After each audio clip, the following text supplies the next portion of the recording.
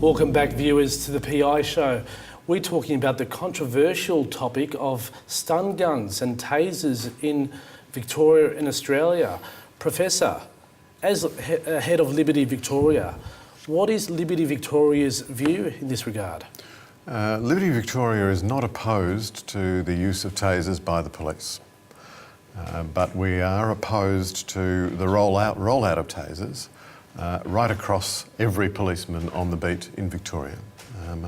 We think that the tasers should be, the use of tasers should be confined to the Police Special Operations Group and Police Critical Incident Response Groups, because those groups can be trained to use these very dangerous weapons appropriately. But if these are rolled out right across the police force, and if the measure of training that's currently proposed by the Victoria Police in relation to these, which is just 2 days, we're likely to be in a situation where people might be either killed or very seriously injured from inappropriate taser use. Professor, can I just say this?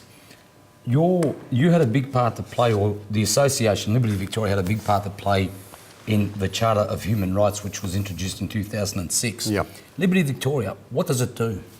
Liberty Victoria is one of Australia's foremost human rights and civil liberties advocacy organisations. So we exist to protect and defend and advocate on behalf of the fundamental human rights of all Victorians. So, for example, the rights that we're principally concerned with are freedom of expression, privacy, freedom of conscience, the desirability of people not being subjected to cruel and unusual punishment, and so on. Professor, isn't the main reason why they want to introduce tasers the fact that they're trying to use tasers as an alternative to drawing a gun? Well, that's the general argument, and I don't doubt for a moment that in certain circumstances using a taser instead of a gun will be a preferable option.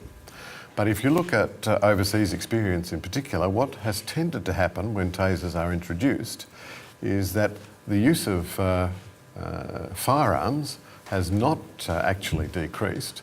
What has happened is that the use of capsicum spray has tended to decrease. So you're getting an escalation. You're getting an escalation of weaponry. Can you give us examples overseas? And Professor, with the overseas experience, and Tony, Amnesty International state that since 2001, there have been 500 deaths in America as a result of taser use. And how many times have they used it? But that's the other issue we don't know.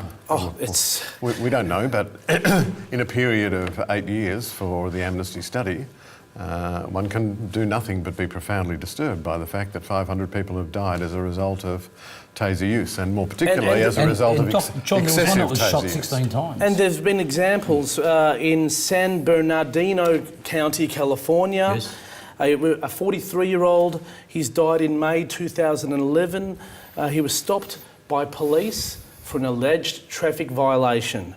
Now, he was zapped, tasered 16 times by the police. Well, that must be in breach of some protocol. Surely you can't be given permission to shoot someone 16 times at 50,000 volts. No, there have to be clear standard taser operating procedures that have been adopted by the police, and police who use tasers have to be trained appropriately to use them. Now, the key thing here is, in my view, and this is a figure that also comes from international experience, generally speaking, 85% of taser use is on people who have a mental illness. Yes.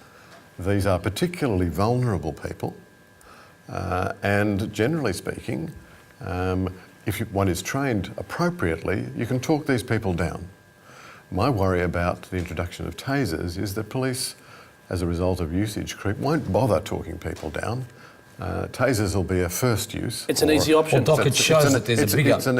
It's an easy first use. Now, Professor, it just shows... Think about the Tyler Cassidy case in Victoria just 18 months or so ago, the 15-year-old who was shot in a Northcote Park. Yes. The police used their guns on Tyler Cassidy, 15-year-old, waving a knife, within 70 seconds of first encountering him.